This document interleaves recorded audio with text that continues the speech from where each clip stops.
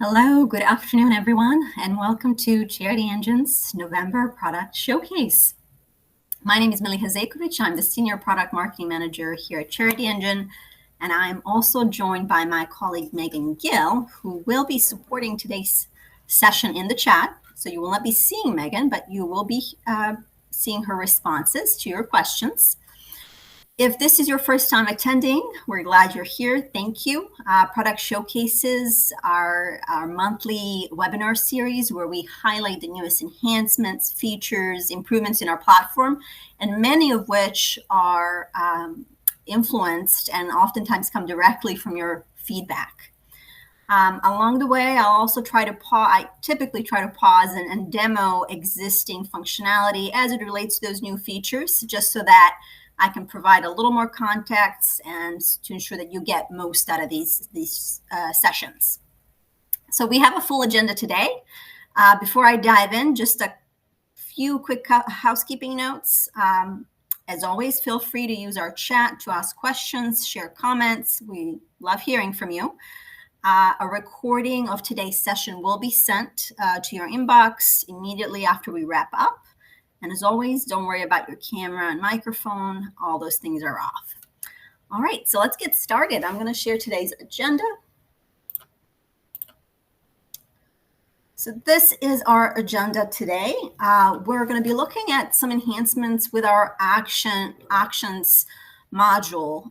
We have introduced updated bidder communications or updated bidder updates that now give a little more detail around what item a participant or a bidder is bidding on.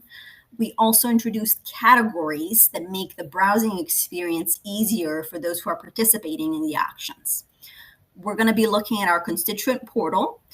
Specifically, we introduced membership IDs are now visible for anybody that has a membership. When they go to the constituent portal, they're going to be able to see that. I also want to take a moment and go through some highlights of our constituent portal. I know a lot of times we get questions around how to customize constituent portal for your organization. So I'll be showing you some of the easy ways you can do that. I also have some enhancements related to our global search. So how do we make it easier for you to find constituents, donors you're looking for faster? Our search now includes logic that recognizes nicknames, which is great. We also introduced suffixes and prefixes in the results preview, which also helps you out, especially if you have folks with the same name but only a different suffix. And I do have a couple of other features. I'm not sure if we'll get to them today, depending on how long it takes us to go through these. But let's see where we end up, and we'll go from there. So with that, I'm going to share my screen here, and let's go into the platform. All right. Bear with me.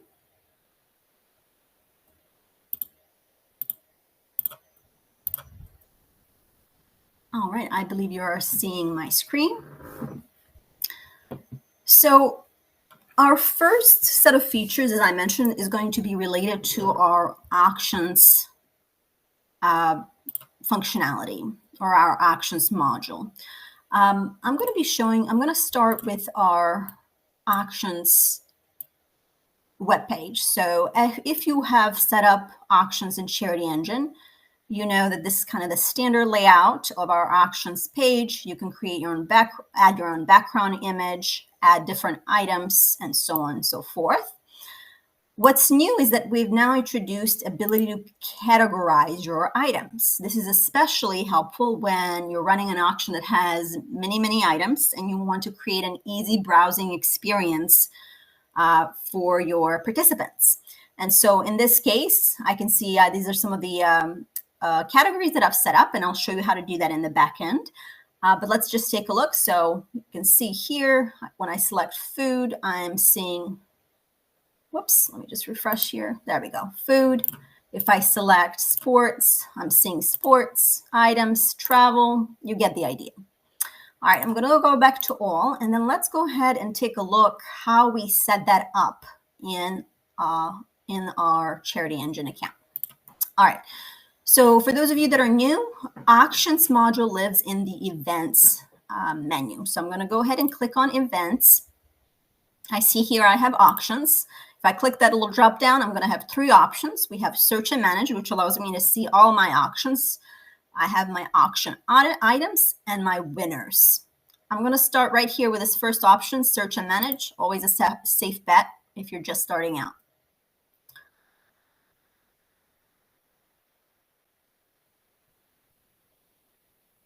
All right, so I do have quite a few auctions here. This is my demo account, so we have a lot of folks here creating auctions. I'm going to go ahead and open the auction page that I showed you momentarily. I know on my end that is this auction right here, so I'm going to go ahead and click it so that I can manage it. Okay, so right here is where I can manage different aspects of my auction. You can see I have my auction name. My auction is active. If the auction is complete, I can deactivate that. It's always a good idea and best practice to associate our auction with an event. In fact, if you look at our Help Center documentation, kind of the advised best practice is to set up your event first and then create the auction so you can associate the two. My design tab is going to allow me to add some design components to my auction page, including things like background image, header, fonts, colors, and so on. I can add different pages to my auction in the navigation. I can choose to have my navigation bar, sign up, search, and profile. And I can also add different pages. So in my case, you can see here I have event details, details about the event, and so on. So these would roughly correspond to this sub-nav here. All right. So the new categories tab is right here. And so in my case, I have set up 4 different categories. If I wanted to create one more, it would be as easy as just adding a category here. So in this case, I'm just going to add wellness as an example. So I'll type in wellness and I'll add.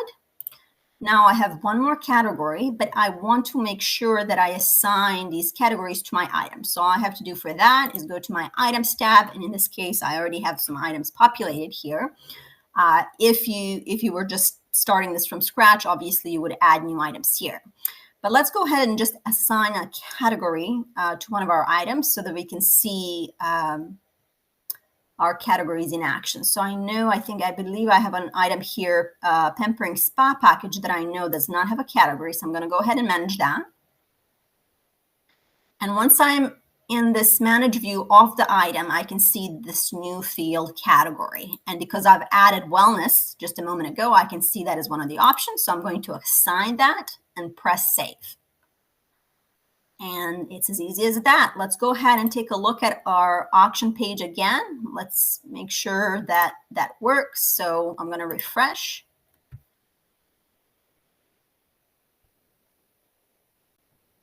All right, and here we go. So now I have wellness. If I click wellness, I see my spa package comes up.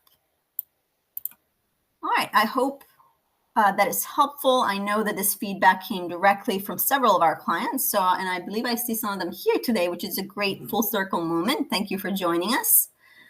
I also want to show you one other enhancement as it relates to our auction module, and that is new bidding messages. So as your auction participants start to bid, they get automatic messages via email or text if they have chosen to, if they've selected they wanted to receive text messages as well, that let them know if they are the top bidder, if somebody has outbid them, and so on. And you can configure bid emails, subject line, reply to email, and display name, as well as the outbid emails. You can configure the subject line, reply to, and display name. What you cannot configure, but it's certainly there, is actually the body of the message. So that has already been set up for you. And one of the pieces of feedback we received more recently from several of our clients is they would like the content of the message to actually include the item name. And so today, when you create auction, that is actually the case. And I want to show you a little preview. So what we're talking about is if I'm bidding on an item here and maybe I'm leading the bid, I'm the top bidder, I will now get an email that says something like this. Congratulations, you are the top bidder on Omaha Steaks and Wine. So your participant, your auction participant, will no longer need to click this link to be able to see what item they're bidding on or the status of their bid. I will also say that this is particularly useful for those that know that they have a lot of auction participants who might be bidding for multiple items at a time. I think that's largely where the feedback comes from. A lot of our client organizations find that when they have lively auctions, you may have bidders who might be going after several items. So just making that a little bit easier for them to understand what's going on in the email by including that item name in the body of the email message. All right. And I do have one quick little update as it relates to auctions. It's actually a new token that I want to highlight for you all. As you know, when an auction wraps up, you then will likely go into your winners listing screen to charge your winners, basically process their payments. And from that screen, you have the capability to notify them that they've won an item and they're the winner. We've made that slightly more easier to personalize with a new token that allows you to put in a dynamic field for the item name. So let me show you that. If we are going into our events, auctions, and then our winners listing screen, this is where I can see all of my winners.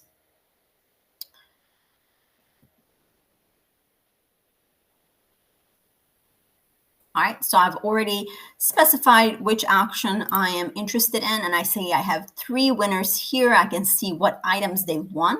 Now, if I was, let's say my auction was done and completed, I was ready to charge them, I can easily bulk select here. There's a bulk select option, and I can charge my winners. I can also initiate a message. Now, this message allows me to insert that token that will essentially say thank you, or you are the winner for X item. So I'm just going to put in here, you are some sample subject line, you are a winner. And I will say this is coming from CharityEngine. And I'll leave my email as is. So let's go ahead. So here is where you would put in that message. So you might say something like, congratulations, you have won, and then you can enter the token or the dynamic field for the item name. So if you search your tokens, again, if you're new to CharityEngine, tokens are essentially your dynamic fields. So you can, when you click at the token label there, you can search for the fields that are available. I'm going to search for item here. And you can see we have auction winners item names. Okay, so whether they won one item or multiple items, this token can be used to list them out. Okay. All right, so I'm going to just pause here for a moment. I want to take a moment to take a look at the chat. I know Megan has addressed some of your questions. We have a question around how can we utilize the SMS function to trigger communication instead of emails. You will need to have SMS as part of your CharityEngine package. If that's something that's not already included for you, I would recommend that you reach out to your account manager or support. But essentially, the donor or the action participant has the option to select their preference for how they want to be notified. And just high level, if you're not familiar, when they're signing up to participate in an auction, they actually have that option. So let me just see if I can show you that really quickly. I'm going to create a quick account here. We can see if we can just get to that page to highlight how that looks like for your auction participants. So let's see here. I'm going to add fake email. So let's see.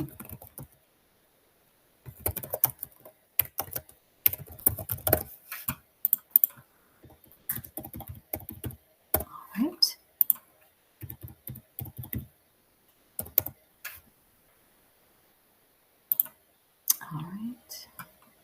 Looks like I'm in.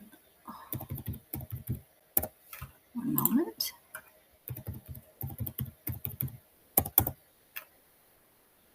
Oh, I may not be putting the right credentials here.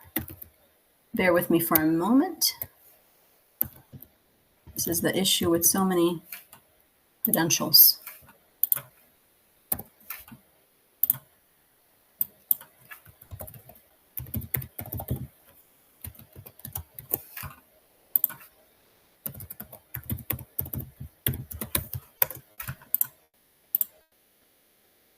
All right, so this is their experience. When they create that username password, they essentially fill out some information about their personal information. They also elect how they wish, and I'll just zoom in a little bit here, how they wish to receive the updates. So you can see both of these items are pre-selected for them. If you have a texting package included in your CharityEngine subscription, this will be included for you. And both are on by default, and this is a chance for them to either check them off or leave them as is. All right, I hope that answers the question regarding SMS. Let me just take a look if we have a few more that I can tackle here. All right, I see Megan has provided some information. I see Mindy's chiming in. I'm so glad that more auction fields are exportable now. Thank you, Mindy. Appreciate that comment. All right. All right, so I will go ahead and move forward with our next feature related to Constituent Portal. If you are new to CharityEngine, Constituent Portal is going to live in your online menu. So if you go to Online, Constituent Portal, Configure. Some of you may refer to Constituent Portal as Donor Portal. That's perfectly fine. Our donor portal looks something like this. You have a lot of functionality that's baked in here, but what's really nice about it is that you can customize what you present to your donors. So in my case here, I have basically everything possible enabled, but I'll show you how we can disable some of those sections and how we can personalize this a little further, okay? So you can see here I have my events. What events? I'm logged in as Mary, and I can see I am participating in some events as well as annual 10K walk. I have opportunity to sign up for some volunteer posts that are coming up. I can also see what I've committed to already, which volunteering opportunities I've committed to already. I can see my giving history. I can always expand that to see a full giving history, and I can print my receipts. My account section allows me to see if I have a pledge, so if I have a sustainer account, a monthly gift, or a membership. Now, again, I have a lot of options here. This is not very typical for an actual organization. This is just the demo account, so there's a lot going on. But what I did want to highlight is that you can see now, anytime you have a membership for your particular donor, you will now see that they actually have the membership ID listed right underneath. This is a request that came in from organizations that rely heavily on memberships and may sometimes get phone calls or inquiries from their members about their member ID.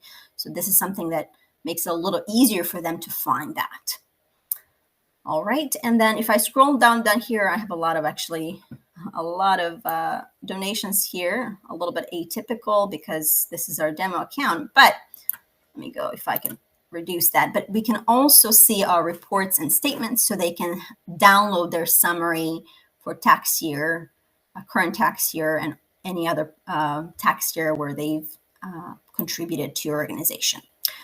Okay, so high level, that is our donor portal. But what I want to show you is how you can customize this a bit further for your organization. So let's go back to our application here. If I am on the online constituent portal details screen, I can see it looks much like many of our other detail screens. You have various tabs. Our dashboard tab is one tab that I think is often underutilized. This is an opportunity for you to put in any customizable content that you may want to lead with. Anything that you put in here will, whoops, let me get out of here, will be displayed in this section. And what's really nice about this dashboard tab is that you do have access to the source code, which nowadays with ChatGPT allows you to style it quite easily. So let me show you what I'm talking about. Let's take a look at how this works. Let's assume I wanted to include a little welcome message to my donors, and I want to use my dashboard tab. So I'm going to go ahead and just paste in a very generic, simple message for them on purposes. Welcome to your donor portal. This is a hub for managing your giving and so on. Again, you can include anything that's pertinent that you want to call out. And I'm going to go ahead and hit save. And let's go ahead and take a look how that actually renders on my donor portal. I may have to log in and out. No, actually I don't. So you can see here, it's very basic, not a lot of styling, but it renders right underneath here. Now, if I wanted to get a little fancy, this is a pro tip. You can use that source code section here and essentially just provide very basic guidance to ChatGPT, something like, would you make this look better? Here are my brand colors. Can you style this section a little for me? Does not require any special prompt language. You literally can just say it as you would to a regular person. And that's what I did here. So let me show you, if I copy this code that I got from ChatGPT and put it in here, save that. Now I have something a little fancier looking. So I'm going to go ahead and save that. And let's see how that renders on my donor portal. Let's give it a moment here. And I may need to refresh. All right. So this is just, again, you can always style this to your liking, get as fancy as you'd like. But the point is that there's a lot of flexibility to what you can do to be able to customize the donor portal with your own content. You can also turn off any of these sections. So if you're an organization that does not run any kind of volunteer programs, if you do not have volunteers, you can certainly turn these sections off. So that's as easy as going to the volunteers tab and just toggling or disabling the volunteers section. So if I hit save, I can see here in a moment, I'll do another refresh. Those two sections will disappear. You can see, oh, no, not yet. I may need to log out for that. Whoops.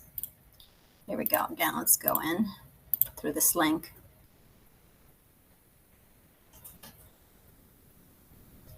This may require a logout. All right, let's take a look here. All right, you can see very clean. Volunteer sections are gone. Now I'm just simply showing my events, my giving history, my accounts, and reports. So again, a lot of flexibility here. A lot of times I want to highlight, we get questions around how donors might be managing their communication preferences.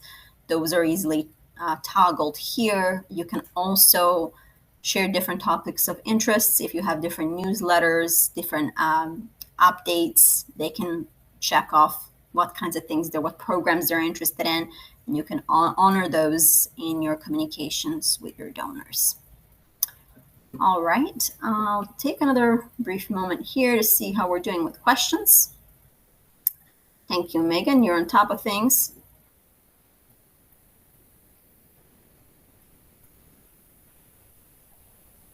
So we have a question around, thank you for this question, around can I create multiple donor portals, one for events, one for volunteer activities and so on.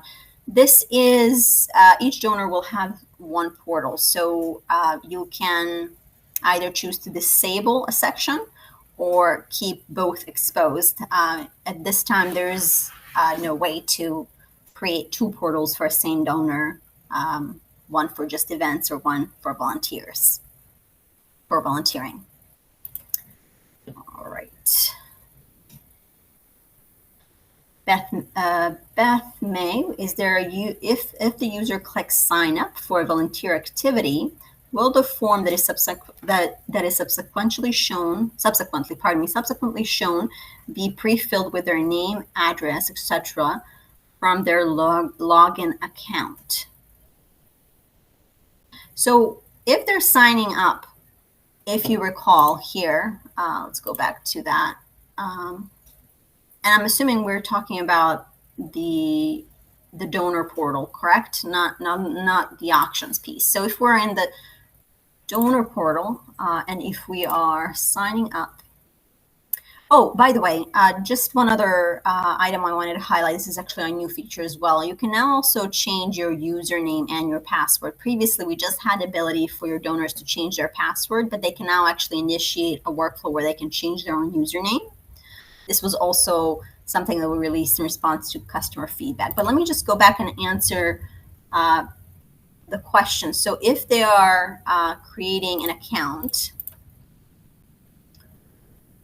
I believe I have some cash that I need to, maybe I can open an incognito window here for a moment. Bear with me while I do that. Go. So let's see, let's go here into our registration. So if we are creating a new account, or actually I'll use a different name.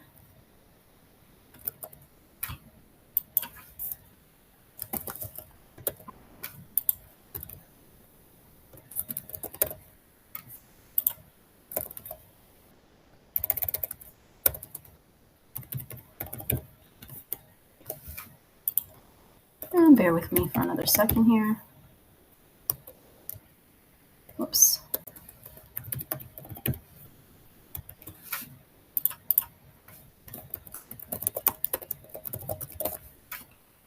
All right, I'm afraid I'm not entering two identical passwords.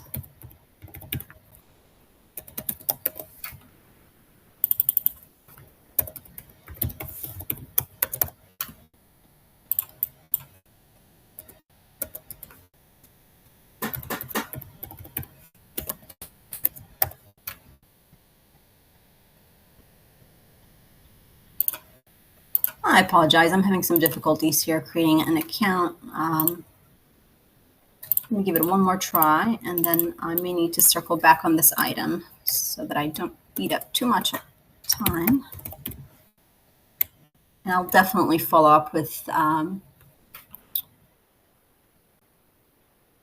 Beth regarding this item if I don't get this, if I don't get in a moment here. So 1 second.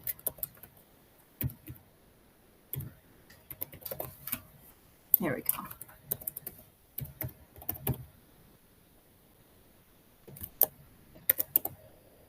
My apologies. Let me get back to you on that question. I'm having a little bit of hard time creating an account. All right. Let me go ahead and share my screen back up. Okay. So we were discussing the Constituent portal. We, just as a recap, we looked at how we can edit the homepage of our Constituent portal, how we can customize it with some specific content that we want to include for our organization, as well as how we can turn off different sections, whether it's volunteers, events, accounts, and so on. One other thing that I want to highlight as it relates to your accounts, sustainers, pledges, membership, you can also disable things like editing, for example, the membership. For sustainers, we also have a little more functionality. You can disable whether or not somebody can cancel their account via donor portal if you prefer for them to give you a call. Sometimes we see that as well. As a general practice, most of the times it's best to keep all of these on, but I do understand sometimes organizations have specific context and parameters where there's a reason for why they're doing or why they're requesting donors to call to cancel rather than doing it on their own via donor portal. But those options do exist. All right. With that, let's go ahead and move on to our next section. This is really related to our global search enhancements. So global search now is a little more intuitive. It can recognize things like nicknames, making it easier to find the contact that you may be looking for, even if you only know their nickname. It also shows things like suffixes and prefixes, makes it a little easier as you're looking through those results to find just the right person you were searching for. So let's go ahead and I'm going to go back actually to my home screen, and then right here I am going to search for somebody by their nickname. So in this case, I know I have a contact record whose nickname is Masha, I believe. All right. So I see here Miss Mary Williamson, her nickname is Masha, has come up. Now, just one caveat here is that for this to work, obviously that contact record would need to have a nickname, but you also want to make sure that your field is set to name, okay?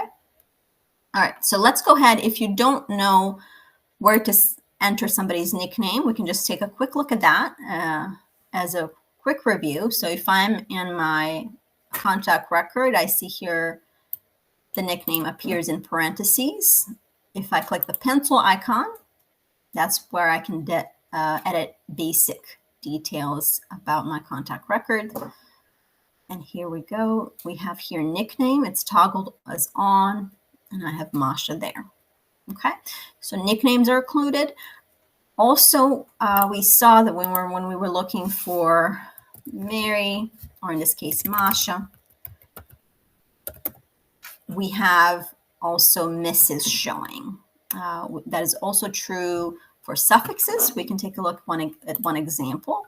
I also want to show you the other ways that I know a lot of people are searching for contacts. That may be through the contact listing screen is a popular way for a lot of folks to do it. So if you are going into people, organizations, and people, and then contacts, if we're on this screen, I know a lot of people like to use the card view. And if you're not familiar with card view, I'll show you in a moment. So it's just basically seeing all the contacts in this view as opposed to a list. And if you're ever wanting to change that, that option is located right here in this little icon. And you have several options, including default, spreadsheet, and cards. So now when you're looking for somebody in this screen, you'll also note that we now display the prefix and suffix. So in this case, junior appears. So if there were two, say, Mili Hazekovic, it would be very easy for me to know this is a junior, which is the one I'm looking for. Okay. Any questions regarding global search? I think we're pretty straightforward there. Okay.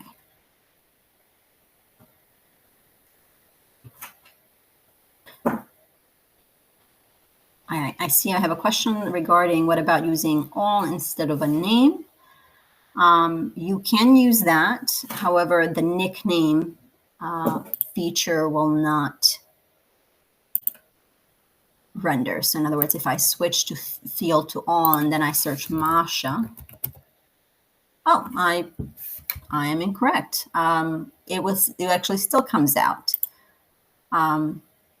I thought the caveat was that you had to select field, but actually this is even better. So apparently, even if I search Masha and my field is all, I'm going to get that result.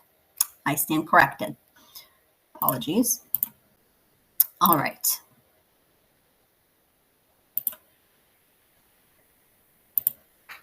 All right, and one other feature that I'd like to show you, because we do have a little bit of time left, that wasn't in the agenda, but this is something that has come up with several of our clients, is related to our forms, and specifically our event registration forms.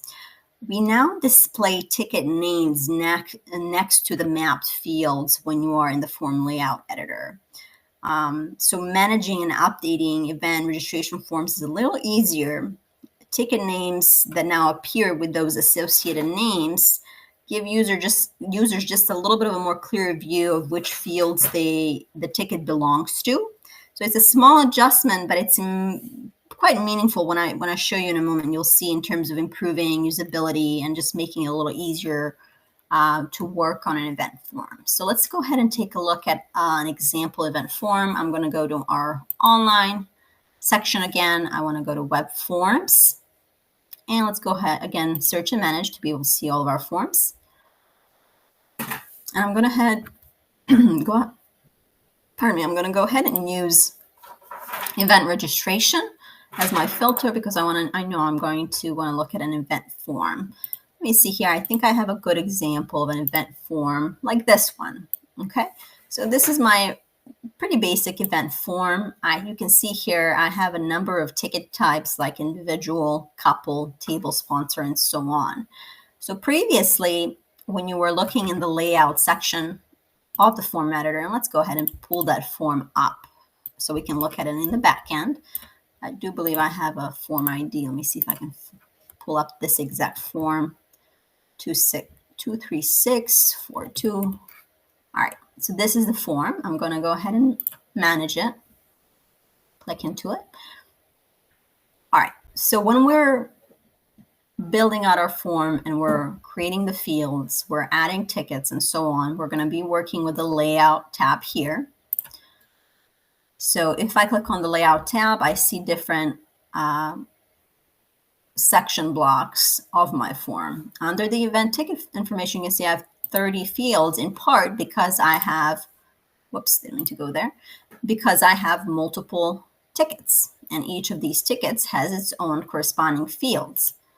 Previously, you can see here I have quantity field for my individual ticket. I have the session field for my individual ticket, sold out message, and so on. Previously, we did not have ticket names labeling these fields. So it was a little hard to maneuver, especially if you had multiple tickets. So thanks to some client feedback, we were able to add these labels so that it makes it very clear to know exactly what you're working on, even when your event may have multiple tickets. And could get a little more complex than, say, just a standard event with one ticket. All right. I'm going to take a brief pause here just to take a look at the chat one more time. These are all the features that I intended to show you today. If I've missed a question or if we missed a question, please feel free to drop it in the chat. Let me see here.